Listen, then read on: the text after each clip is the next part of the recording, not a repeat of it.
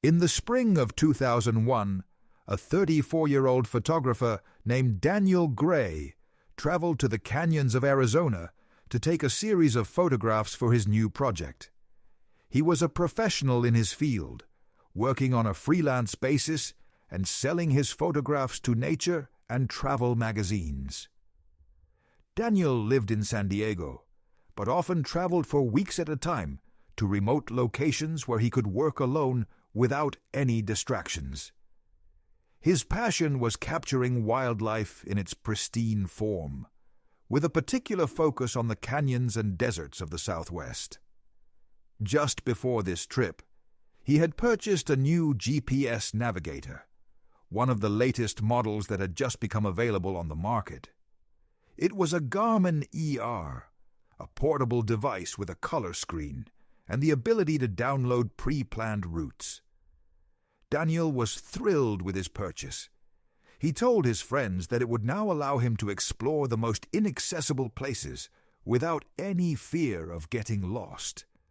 The GPS seemed to him like the ideal tool for working in the canyons, where it was dangerously easy to lose one's bearings among the endless rocks and crevices.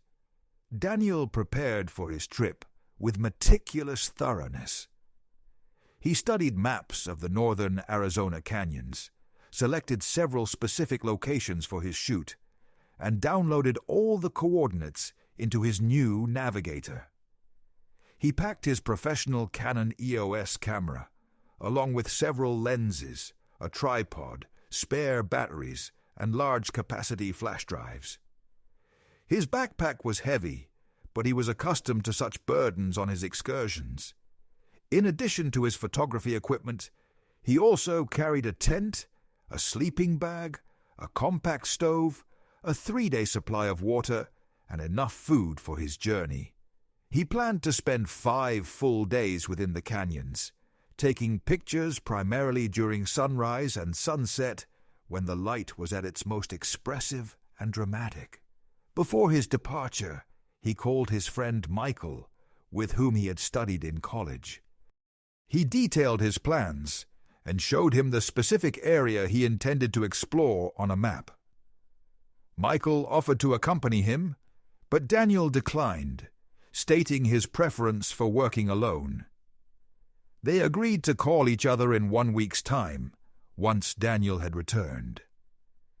It was a standard arrangement that had worked well for them on many previous occasions.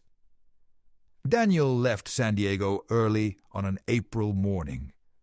The weather was absolutely perfect for his journey, pleasantly warm, but not excessively hot, with brilliantly clear skies.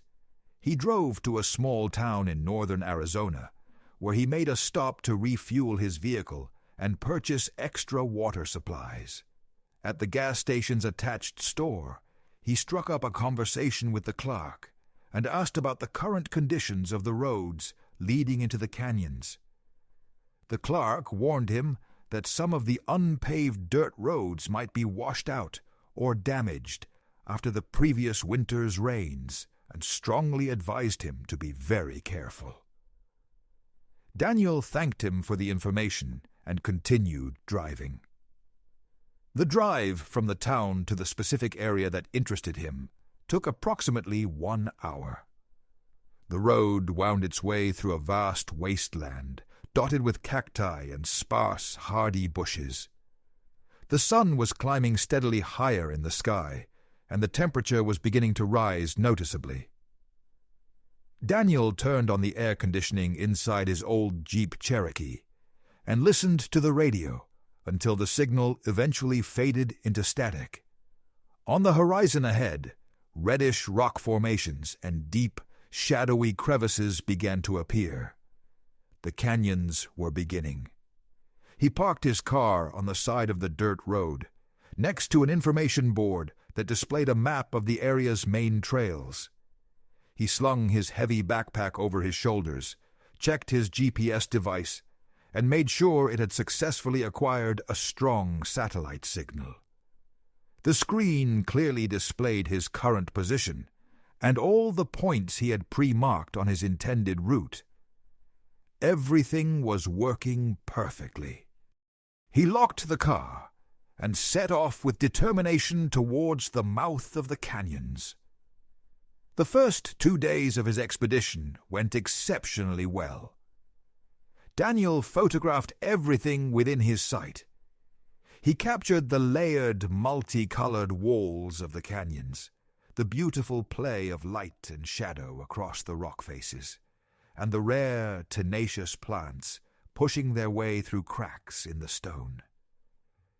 He sought out and found perfect angles, climbed up to small hills for vantage points, and carefully descended into narrow crevices. His GPS device proved invaluable, helping him to accurately track his route and avoid becoming disoriented in the complex maze of rocks. By the evening of the second day, he had set up his camp on a small, flat plateau that offered a stunning overlook of the canyon. He took out his camera and shot a long series of photographs as the sun set. The very last photo he managed to upload to his online account that evening, using his satellite modem, showed his own silhouette set against the backdrop of a blazing, vibrant orange sky as he sat on the very edge of the cliff. The caption he wrote read, "Day 2, the best sunset of my entire life." It was the final sign of life that his friends and followers would ever see from him.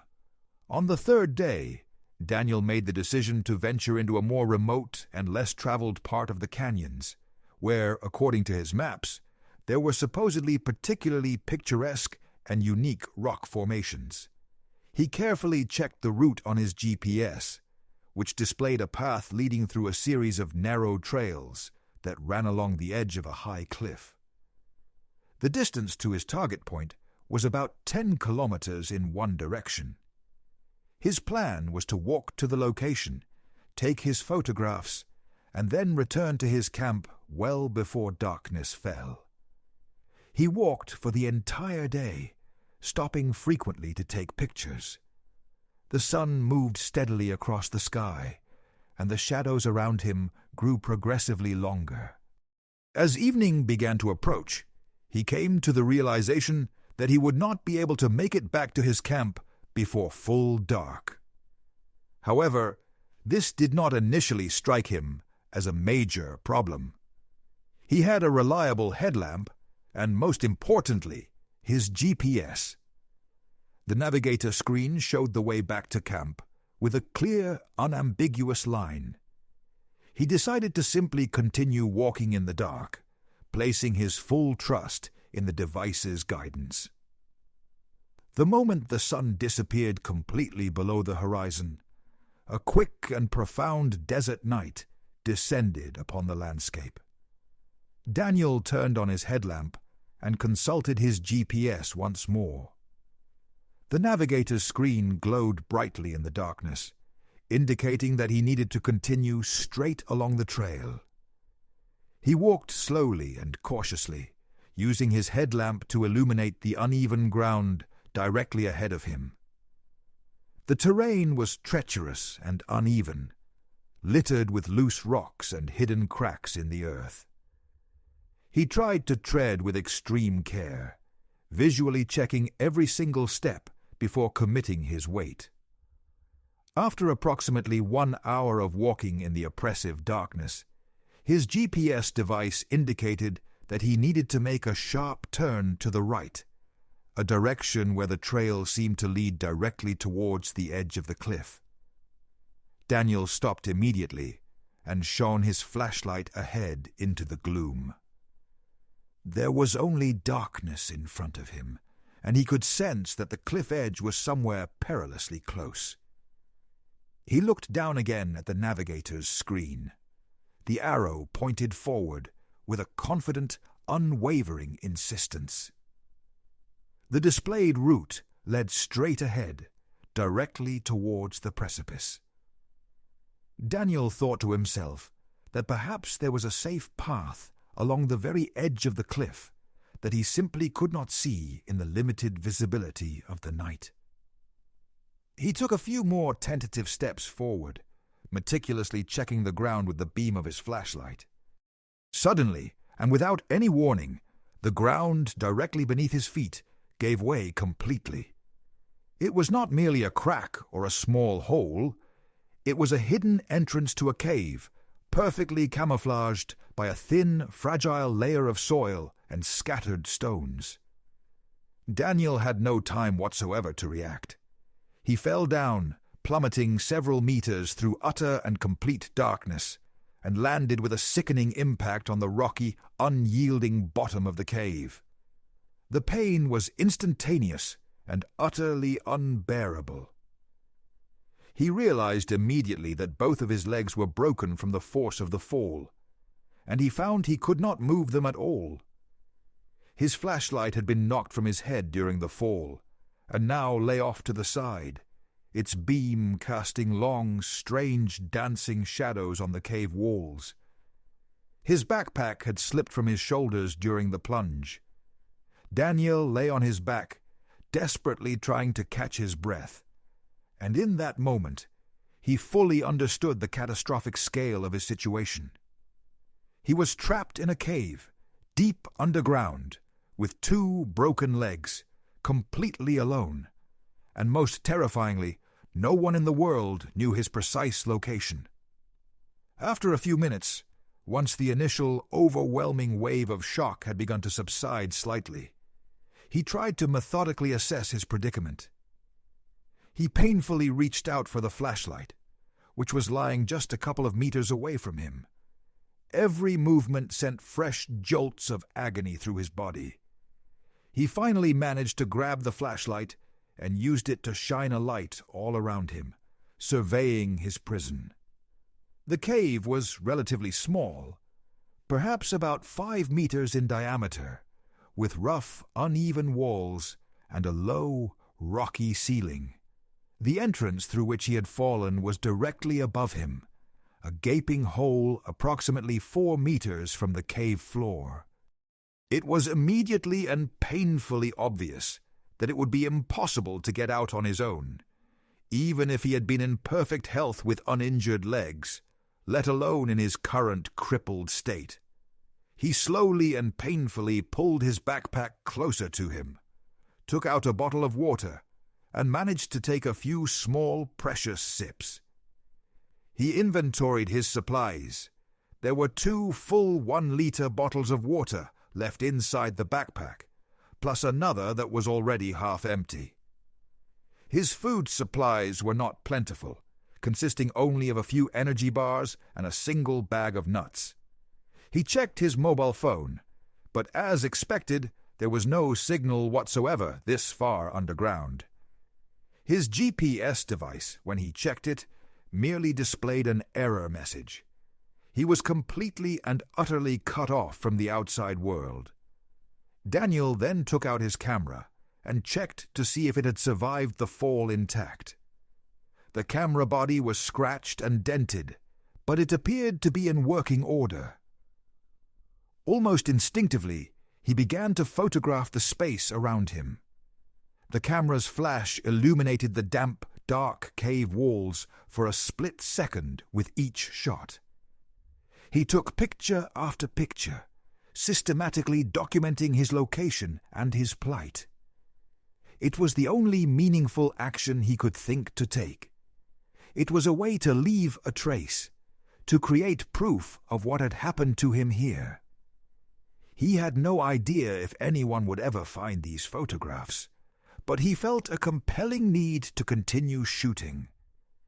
He spent that first night in excruciating, unrelenting pain, drifting fitfully between troubled sleep and agonizing wakefulness. The deep, penetrating cold of the cave seeped into his very bones. He wrapped himself as tightly as he could in his sleeping bag, but it provided little relief against the subterranean chill. His legs swelled up dramatically, and the pain settled into a persistent, throbbing ache. He knew, with a cold, sinking certainty, that without prompt medical attention, his chances of survival were vanishingly slim. His only real hope was that Michael would become concerned when he failed to make their scheduled call in a week's time and would report his disappearance to the authorities. But a week felt like an eternity away. He had only 2 liters of water left and a mere handful of food. In the dehydrating desert climate of Arizona, even within the relative coolness of the cave, severe dehydration would set in quickly. He began to consciously count the days, forcing himself to save every single sip of water. The camera became his only companion in the darkness. He continued to take pictures, almost obsessively, documenting his own slow and inevitable physical decline. In some of the photos, his hands can be clearly seen trembling uncontrollably as they hold an empty water bottle. In others, the cave walls are starkly illuminated by the increasingly weak burst of the camera's flash. On the second day of his entrapment in the cave, Daniel tried to organize his immediate space as much as his limited mobility would allow. He pulled his backpack as close as possible and laid out all of his remaining belongings in a neat arrangement around him. He positioned the flashlight carefully so that it was always within easy reach. He lined up his water bottles in a row so he could have a constant visual reminder of exactly how much he had left. He kept his camera on the ground, right beside him. He understood logically that any unnecessary movement only served to increase his pain and accelerate the process of dehydration. Therefore, he tried to lie as still as possible for the vast majority of the time. The compound fractures in both of his legs made even the slightest adjustment an exercise in pure torture. His right leg was broken in the area of the shin. The bone had apparently cracked, but fortunately had not broken through the skin. His left leg, however, was far more severely injured, with a break in the thigh area. Every tiny involuntary attempt to move it was met with a sharp, stabbing pain that made his vision blur and swim.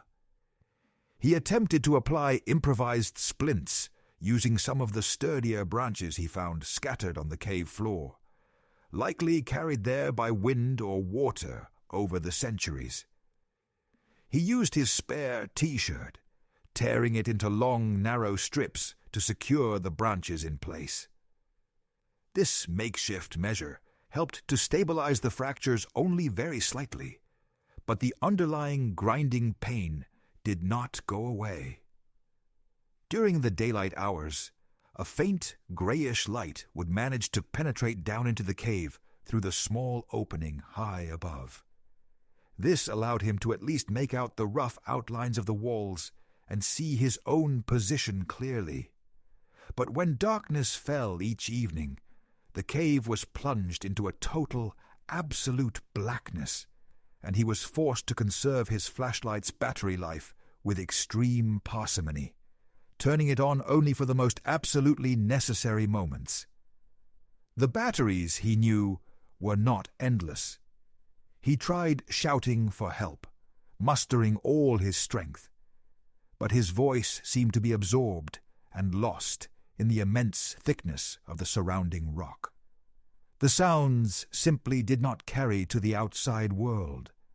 After several exhausting hours of continuous, desperate shouting, his throat became raw and painful, and he felt his precious strength ebbing away. He finally, reluctantly, stopped this futile activity. On the third day, he drank the last of his second full bottle of water. Now, only one half-empty bottle remained. His thirst grew into a constant, gnawing presence. The dry, dusty air of the cave, combined with his chronic pain and immense psychological stress, all worked together to accelerate his dehydration at a frightening rate. His lips became severely cracked and chapped. His tongue felt swollen and thick in his mouth, and a persistent, bitter taste coated his palate. He knew from his outdoor training that a person could typically survive without water for somewhere between 3 to 7 days, depending heavily on the specific conditions. Here, in the relative coolness of the cave, he probably had a little more time than if he had been stranded in the open desert under the direct sun. But that knowledge provided very little actual consolation. He continued to take photographs. It had become a ritual, a crucial psychological mechanism to help him stay sane and maintain a grip on reality. He photographed the walls, the various rocks, his own increasingly emaciated hands, the few objects arranged around him. The flash drive inside his camera had a large capacity, and he still had plenty of space left for hundreds more photos.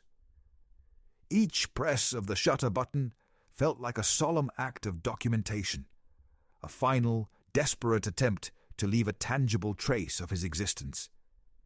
If his body was ever found, he hoped these photos would tell the full, harrowing story of what had happened to him. On the 4th day, his water supply ran out completely. He drank the very last few, precious sips, trying to stretch the moment out for as long as humanly possible.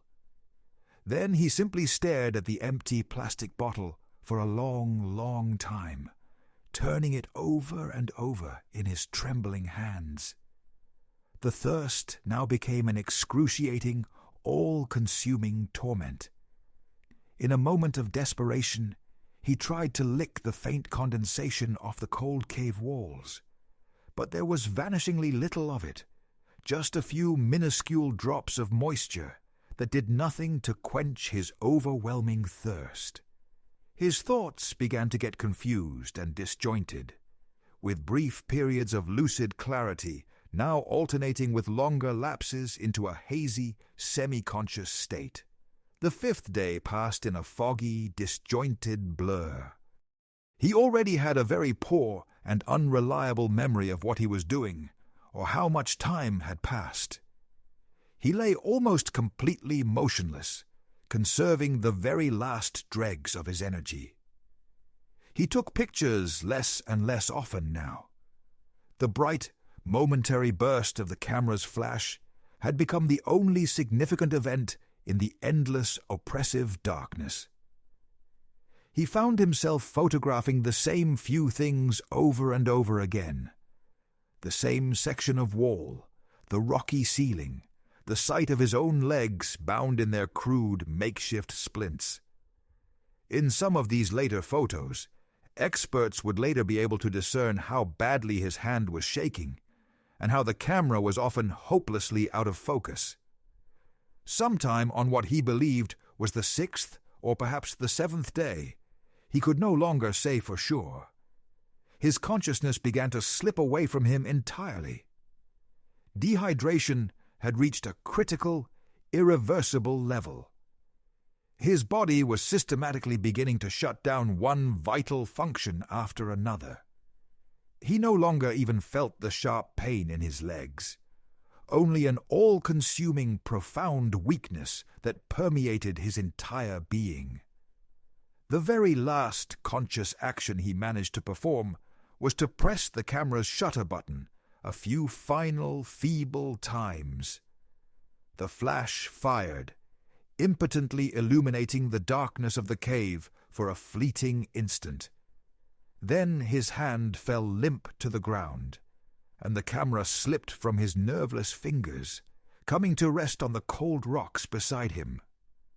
Daniel Gray died alone in the absolute darkness, entombed within a cave deep beneath the vast canyons of Arizona. Meanwhile, high above, in the world of the living, the search for him finally began. A full week after Daniel was supposed to have made contact, his friend Michael became genuinely concerned and tried calling his phone. The phone rang out, unavailable. Michael waited one more anxious day, and then he formally contacted the sheriff's office in the county where the canyons were located. He reported that his friend had failed to make contact after his solo hiking trip. An official search and rescue operation was promptly organized. Park rangers and teams of volunteers combed through the canyons, systematically checking all the main and secondary trails. They fairly quickly located Daniel's car, still parked on the side of the dirt road. Inside the vehicle, they found his personal belongings, his wallet, and all his identification documents. This confirmed that he had indeed begun his hike into the canyons, but there was no immediate sign of the man himself. The intensive search efforts continued for another 2 weeks. Helicopters flew back and forth over the general area, but it was nearly impossible to spot anything from the air within the immense, complex maze of canyons and rock formations. The specific cave where Daniel's body lay was cunningly hidden under a large rock overhang, and its entrance was not visible from any of the established trails. It was a natural geological feature, a karstic cavity that had been formed millions of years ago and was perfectly camouflaged by a thin, deceptive layer of soil and debris. Only pure random chance could lead someone directly to this place, and it was that same chance that had tragically led Daniel there. The search teams, as they later discovered, had passed within just a few dozen meters of the cave's entrance on several occasions, but they remained completely unaware of its existence. Michael personally came to the area to participate in the search efforts. He walked through the canyons alongside the other volunteers, shouting his friend's name until he was hoarse, but he never received any answering call. After 3 full weeks of finding not a single trace, the official large-scale search operation was officially called off. The case of Daniel Gray was reclassified from a search and rescue to a missing persons case. His family refused to believe that he was dead, but their private hope inevitably faded a little more with each passing silent day. Daniel's car was eventually evacuated from the site and handed over to his grieving relatives. Michael took custody of his friend's personal belongings that had been left behind in the car. Among these items was a detailed map with marked points and several spare flash drives intended for the camera. But the camera itself and the GPS navigator were conspicuously missing. They were, of course, with Daniel in the cave. Years passed. The case remained unsolved and grew cold. The canyons of Arizona continued to attract thousands of tourists and photographers each year. Many people came to the area completely unaware that somewhere deep beneath their feet, in a hidden, forgotten cave, lay the remains of a man who had come there to photograph the sublime beauty of nature and had ultimately become its victim. 14 long years passed. During this time, technology advanced at a rapid pace. GPS navigators became commonplace household items, and the specific model Daniel had used became utterly obsolete. The world above the cave changed in countless ways, but the cave itself remained untouched and silent, a perfect time capsule holding its dark secret. In the spring of 2015, a group of 3 experienced climbers arrived in the same network of canyons. They were skilled rock climbers, specifically looking for new, unclimbed routes. They studied topographical maps and carefully checked the geological features of the area. One of them, a man named Mark Jensen, had a strong personal interest in caving and noticed subtle signs that indicated the possible presence of caves in the specific region they were exploring.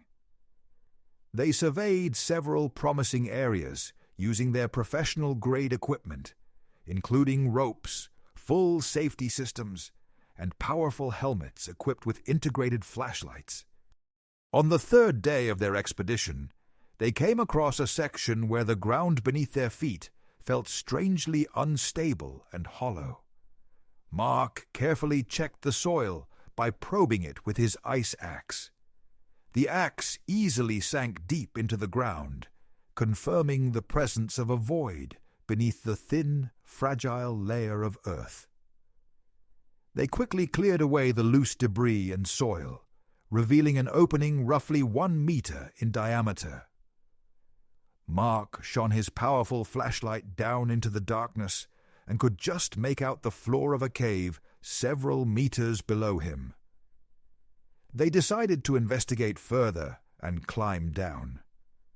They securely anchored their rope to a large, immovable boulder, and Mark was the first to descend on the safety rope. His boots finally touched the solid stone floor of the cavern.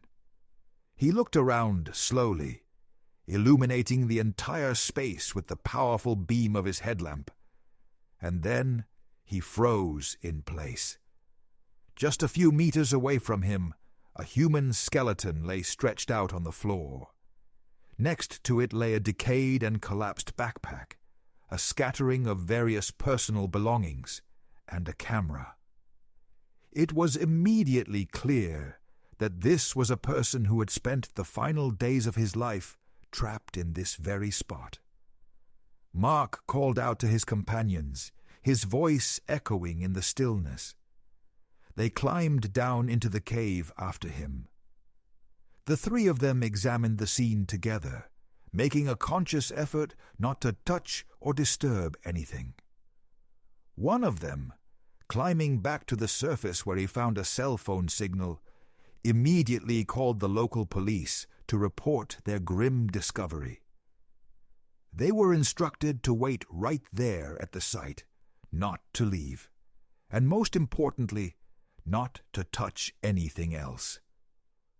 A few hours later, a full group consisting of county sheriffs and forensic experts arrived at the scene. The descent into the cave was then organized in a professional and methodical manner, following all standard evidence collection procedures. The remains were photographed extensively in situ and thoroughly documented. Then they were carefully collected and removed from the cave, along with all the items found nearby. The skeleton was found to be in relatively good condition, having been preserved by the cave's consistently dry climate and its long isolation from the elements. There were clearly visible healed fracture lines on the bones of both legs. The remnants of the improvised branch splints still lay nearby on the cave floor. The backpack was mostly decayed, but some of its contents had survived the passage of time. There were empty plastic water bottles, crumpled wrappers from energy bars, a flashlight with long dead batteries, and most importantly, a Canon camera and a Garmin GPS navigator. All of these items were carefully bagged, tagged, and taken to the state forensic laboratory for analysis. Dental records provided a very quick and positive identification, confirming that the body was indeed that of Daniel Gray, who had been missing for 14 years. His friend Michael and his family finally received the definitive answer to the question that had tormented them for so long. But the answer was, as they had long feared, utterly tragic. The camera was examined next. The flash drive inside was found to be fully intact. It contained a total of 837 photographs. The first several hundred photos were beautiful shots taken within the canyons, showing majestic landscapes, stunning sunsets, and intricate rock formations. Then came the photos from inside the cave. There were hundreds of them, mostly images of dark, damp cave walls lit by the camera's flash. The final photos in the sequence were noticeably blurry, badly out of focus, and clearly taken with an extremely shaky, unsteady hand. The very last photo on the flash drive showed only a smear of darkness and the vague, indistinguishable outline of a stone ceiling. The experts then began a detailed analysis of all the other items found. The GPS navigator was of particular interest to the investigation. The device itself was 14 years old, but it had been remarkably well preserved by the dry conditions within the cave. Its internal battery had long since died, but its internal memory chip was found to be completely intact. Computer forensics specialists managed to extract all the stored data from the memory chip and began studying the saved routes and detailed movement logs. What they discovered was both puzzling and deeply concerning. The final route recorded in the GPS's memory showed a path that led in a direct, straight line to the very cliff edge where the hidden entrance to the cave was located. But when the experts cross-referenced this specific route with the coordinates that Daniel was supposed to have downloaded according to his original travel plan, they found a serious discrepancy. The two sets of data did not match at all. The route stored in the GPS had been deliberately changed. Instead of showing a safe path along well-known and established trails, the navigator had been programmed to lead him directly into a dangerous, pathless area consisting of cliffs and hidden crevices. At first, the investigators considered the possibility that it might have been a simple data entry error made by Daniel himself, or perhaps a random malfunction of the device. But a much deeper and more technical analysis revealed something truly disturbing. The device's internal log showed a clear record of a connection to an external data source. This connection had occurred shortly before Daniel had set off on his final fateful hike. The route had been rewritten, not manually using the device's own buttons, but through an external interface via its data port. This critical discovery immediately changed the entire direction of the investigation. If the route had been altered from an external source, it strongly suggested that someone had deliberately led Daniel into a trap. This was no longer a simple, tragic accident. It was now a possible case of premeditated murder. The investigators dug up all the old case files related to Daniel's disappearance and began a thorough review of his last known movements and actions before the trip. It turned out that the day before leaving for the canyons, Daniel had stopped in that same small town in northern Arizona, where he had refueled and bought his extra water. He had spent a single night in a local motel. The motel's owner, an elderly man who was still running the establishment, remembered that period quite clearly. He told the investigators that back then, in the spring of 2001, a local man named Robert Hayes had worked in the town. He offered informal guiding services to tourists and assistance with navigation. The investigators managed to find official records concerning Robert Hayes. It turned out that he had indeed lived in that town from the late 1990s until around 2004, after which he had moved away. He had worked as an unofficial, unlicensed guide, offering his services to tourists, often lingering around local motels and gas stations. By training, he was actually an IT specialist and had previously worked as a programmer. But after moving to Arizona, he had transitioned into the tourism trade. The motel owner recalled that Robert Hayes would sometimes help tourists set up their GPS navigators, download routes, and check their electronic equipment. He was known to carry a laptop computer and a collection of special cables for connecting to various models of devices. This was an additional, unofficial service for which he charged a small fee. Many tourists, especially those who were less experienced, willingly accepted his help. The investigators began an active search for Robert Hayes. They traced his movements from Arizona to New Mexico, and then later to Colorado. They finally located him living in a small, remote mountain town where he had been residing for the past several years. He was working remotely as a programmer and was known to lead a very solitary, reclusive lifestyle.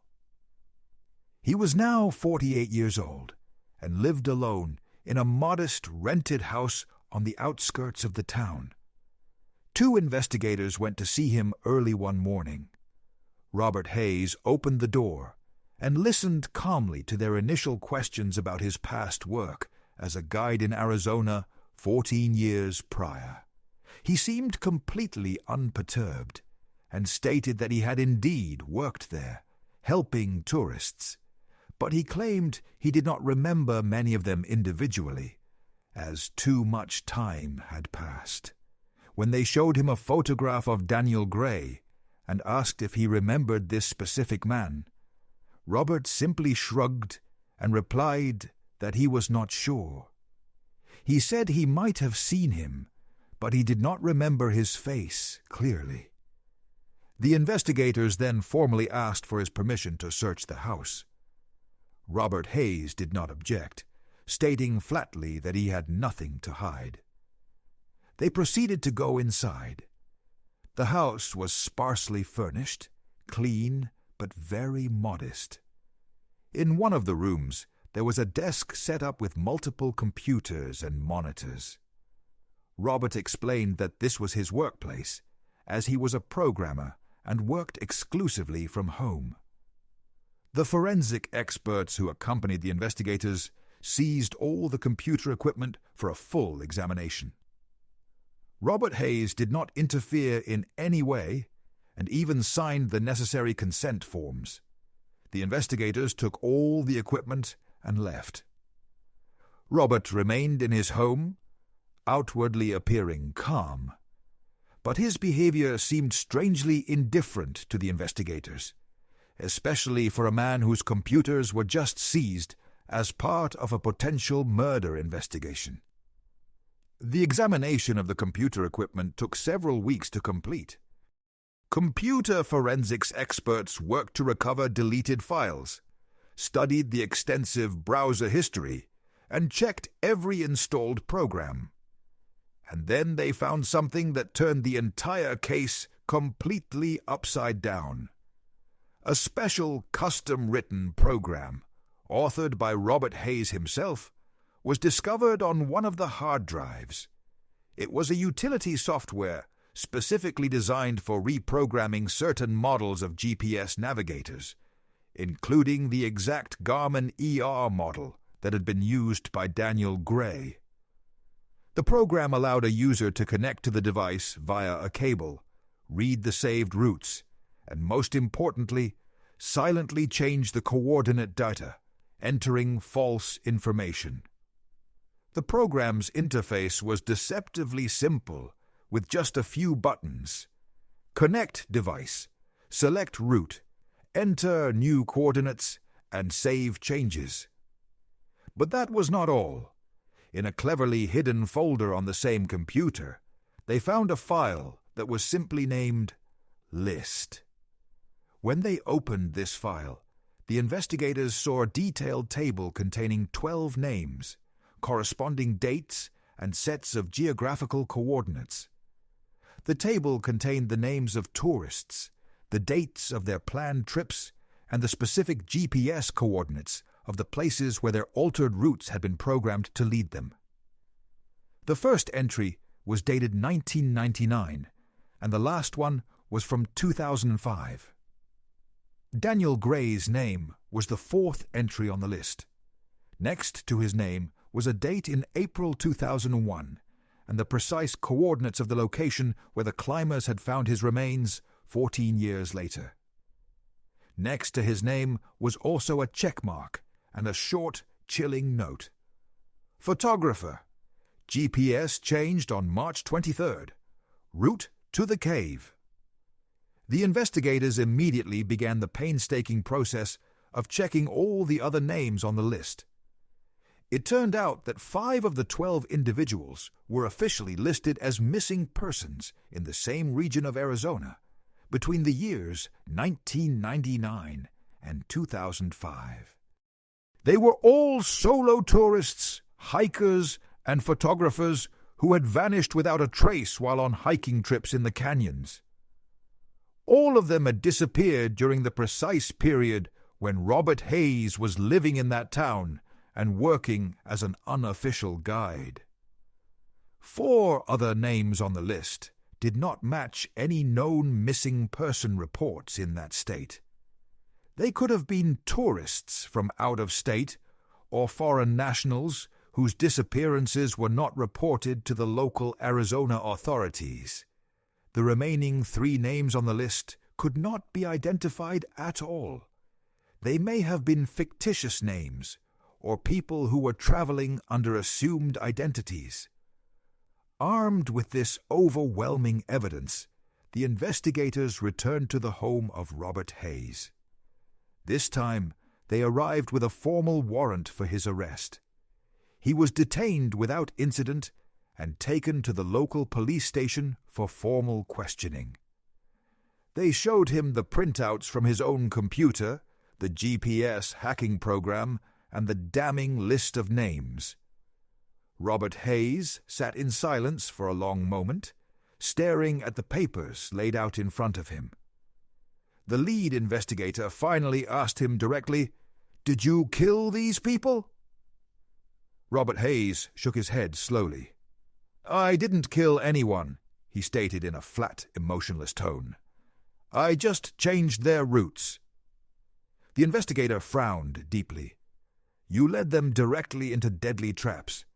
Daniel Gray fell into a cave and died slowly from dehydration and his injuries. That is murder." Robert Hayes merely shrugged his shoulders, a gesture of profound detachment. "I didn't force them to go. They chose to trust the technology. I just showed them how unreliable it can be." This cold, dispassionate confession shocked the experienced investigators. Robert Hayes spoke about the deaths of multiple human beings as if he were discussing an abstract scientific experiment. When they pressed him on his motive, asking him why he had done it, he replied that he had wanted to prove a point, that people place far too much trust in technology without ever bothering to check the information with their own eyes and common sense. He stated that GPS devices can be wrong, or they can be hacked, and that blindly following an electronic arrow is a fundamentally dangerous practice. The investigators tried to dig deeper, to understand his underlying motivation. Robert Hayes explained that he had worked as an IT specialist for years and had grown increasingly frustrated watching how people became dependent on technology. When he moved to Arizona and started working as a guide, he observed tourists who came to experience the wilderness, but then relied entirely on their electronic devices more than on their own innate skills and judgment.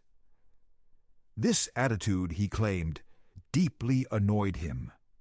He claimed he decided to teach them a lesson.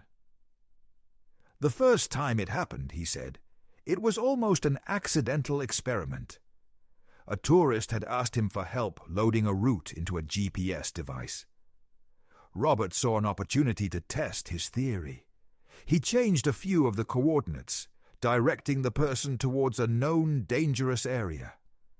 That particular tourist went on his hike and never returned. Robert Hayes admitted that he followed the local news, but there were never any reports of a body being found. The tourist had simply vanished. This initial success, he claimed, gave him a strange sense of power and a feeling of impunity. He continued this practice, specifically choosing lone tourists who were traveling without companions and without a fixed, publicized schedule. Precisely the kind of people who would not be missed for a considerable amount of time. He would offer to help them set up their GPS devices, connect the navigator to his laptop computer under the guise of downloading the latest maps or routes. But in reality, he would launch his custom program and surreptitiously change the coordinates. He directed them towards cliffs, hidden crevices, and other remote, hazardous areas of the canyons from which escape would be exceptionally difficult. He admitted that not everyone on his list had necessarily died. Some, he speculated, had probably noticed the navigational mistake, had not trusted the GPS completely, and had turned back in time. But those who blindly and faithfully followed the device's instructions, especially when hiking at night or in poor visibility conditions, often walked directly into the traps he had set. Robert Hayes stated that he kept the list as a personal record, noting the names of those who subsequently went missing. It was his private collection, his personal proof of the validity of his sociological theory. After 2005, he claimed, he simply stopped. He moved away from Arizona and quit his work as a guide altogether. He explained that he had lost interest and felt he had proven his point sufficiently. For the next 13 years, he lived a quiet, uneventful life, working as a remote programmer, and by his account, leaving everyone alone. But he had kept the old computer with the program and the incriminating list, he said, as a kind of monument to his long-concluded experiment. Robert Hayes was officially charged with the manslaughter of Daniel Gray.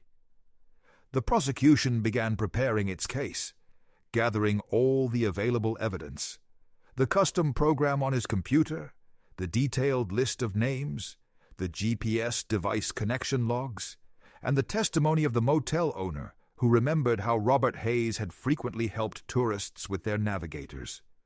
All of this evidence combined painted a chilling picture of the methodical, cold-blooded actions of a man who had been systematically sending people to their deaths for years.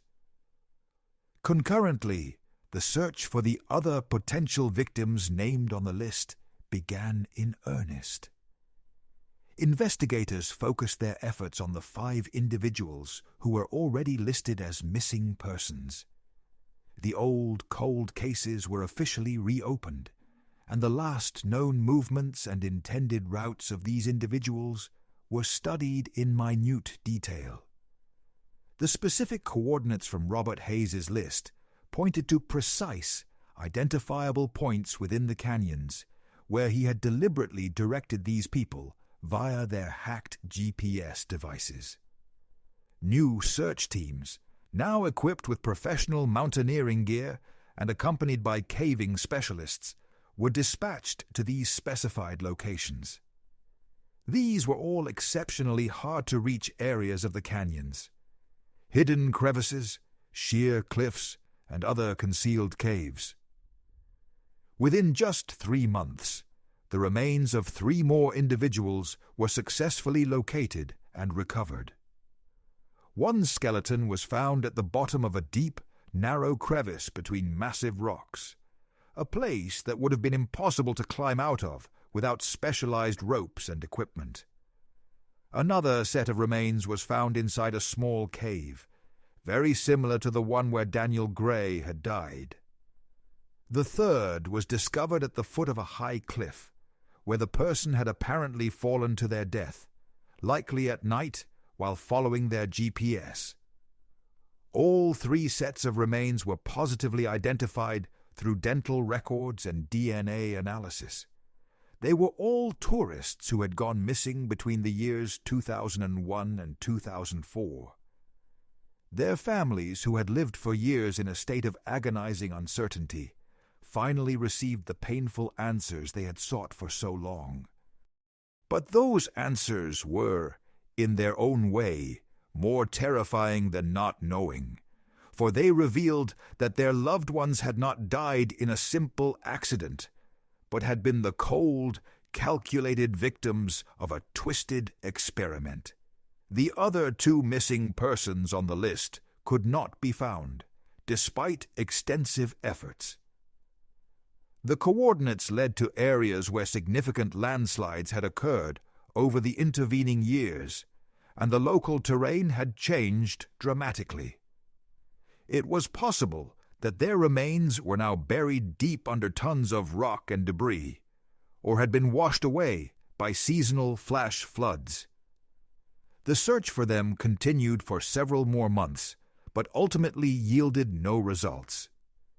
These 2 individuals remained officially listed as missing persons. The families of the identified victims joined forces, collectively demanding that full justice be served. The father of one of the found victims, a young woman who had disappeared back in 2002, spoke directly with the investigators. His daughter, he said, had been an experienced and competent hiker who knew the mountains well, but she had made the fatal mistake of trusting a GPS device that had been programmed to lead her into a deadly trap. He had been searching for answers for 14 long years, and now that the terrible truth had finally been revealed, he found that the pain and anger were, if anything, even more intense. Michael, Daniel Gray's friend, was also present throughout the entire investigation and subsequent legal proceedings. He assisted the investigators by providing them with all the information he had about Daniel's last days, his detailed plans, and his personal habits. When the investigators showed him some of the photographs from Daniel's camera flash drive, the final haunting pictures from the cave, he found he could not bear to look at them for more than a few moments. It was simply too painful for him to imagine his friend dying slowly and alone in the absolute darkness, meticulously documenting his own agony through the lens of his camera. The trial of Robert Hayes began 8 months after his initial arrest. He was formally charged with 4 separate counts of aggravated manslaughter. The 8 additional potential charges related to the other names on the list were not pursued due to the current lack of recovered bodies and direct physical evidence linking him to those specific deaths, but the 4 solid counts were more than sufficient to proceed. The defense lawyer, appointed for Robert Hayes, tried to argue that his client had no direct personal intention to kill these people, and that he could not have foreseen with absolute certainty that they would die as a result of his actions. The defense attorney argued that merely changing a route in a GPS device was not a direct act of taking a human life, and that the tourists in question could have, and should have, checked their route using other methods, could have noticed the inherent danger in their surroundings, and could have made the decision to turn back. But the prosecutor systematically dismantled these arguments one by one during the trial. Overwhelming evidence was presented demonstrating that Robert Hayes had specifically and knowingly chosen locations with an exceptionally high probability of causing a fatal accident. He had selected hidden cliffs, caves with camouflaged entrances, and narrow, inescapable crevices. He had clearly studied the topography of the area in great detail, knew exactly where the most dangerous areas were located, and had used that specialized knowledge with malicious intent. It was not an accident or a case of simple carelessness. It was the deliberate, calculated creation of deadly traps for unsuspecting human beings. The technical examination proved that the custom program written by Robert Hayes was specifically designed to secretly alter GPS routes without leaving any visible traces or warnings for the user. When a tourist looked at the GPS screen after his tampering, everything would appear completely normal. the route would be displayed as a standard, safe trail. The device itself would not issue any kind of warning about potential danger or a deviation from officially recognized trails. People had trusted the technology implicitly and had, as a result, walked directly to their deaths. The list found on Robert Hayes's computer was particularly damning and incriminating. It proved that he had not simply changed routes at random. He had kept detailed, methodical records, had tracked the results of his actions, and had personally marked down those individuals who subsequently went missing. It was, in the prosecutor's words, a collection of victims, a clear proof of his methodical and deliberate actions. The prosecutor labeled the entire series of events as serial killings committed through the medium of technology. Robert Hayes himself remained emotionally detached and aloof throughout the entire trial proceedings. He showed no visible signs of remorse and never once asked for forgiveness from the families of his victims, who sat in the courtroom every day. When he was finally given the opportunity to make a final statement to the court before his sentencing was passed down, he said only that he regretted that his experiment had been fundamentally misunderstood by everyone, and that he had only been trying to prove an important philosophical point about modern humanity's dangerous overdependence on technology. These callous, clinical words caused a wave of visible outrage and pain to ripple through the packed courtroom. The jury subsequently deliberated for 2 full days. The verdict they returned was unanimous on all counts. Guilty of 4 counts of involuntary manslaughter. The judge, in his final sentencing remarks, sentenced Robert Hayes to 25 years in prison for each individual count, with the sentences to be served consecutively, not concurrently. This resulted in a total prison term of 100 years. Given his current age, this sentence effectively meant that he would spend the rest of his natural life behind bars, with no realistic possibility of ever being released. Robert Hayes was led out of the courtroom in handcuffs, showing no emotion. The families of the victims sat together on the courtroom benches. Some were crying quietly, while others simply looked relieved that the long legal ordeal was finally over. Justice had been formally served, but it was a hollow victory, for it could not bring their loved ones back. After the trial concluded, the investigators officially closed the case, but their professional work continued in some aspects. The remaining unidentified names on the list were continuously checked against various databases, and attempts were made to find any other possible victims who might not have been recorded. It was eventually established that during his 6 years of activity in Arizona, Robert Hayes had been in contact with approximately 150 different tourists, offering them his help with navigation. The vast majority of these people had, fortunately, returned safely from their trips, but the 12 names on his personal list indicated that he had selectively chosen his victims according to a set of criteria known only to himself. Robert Hayes's computer equipment was examined in minute, exhaustive detail. Investigators found his old correspondence on various programmer forums, where he had participated in discussions under a pseudonym. In these posts, he had debated the technical possibility of hacking into GPS navigators. He never explicitly mentioned his own criminal actions in these public forums, but he frequently talked about the theoretical vulnerabilities of these devices and described how easy it would be, from a technical standpoint, to change a device's data without the end user's knowledge. The tragic story of Daniel Gray and the other victims of Robert Hayes eventually became a sobering cautionary tale about how modern technology can be weaponized and used to cause profound harm. In the aftermath, GPS device manufacturers were prompted to significantly strengthen their security measures, adding new systems for data integrity verification and implementing more prominent warnings for users about suspicious route changes or deviations.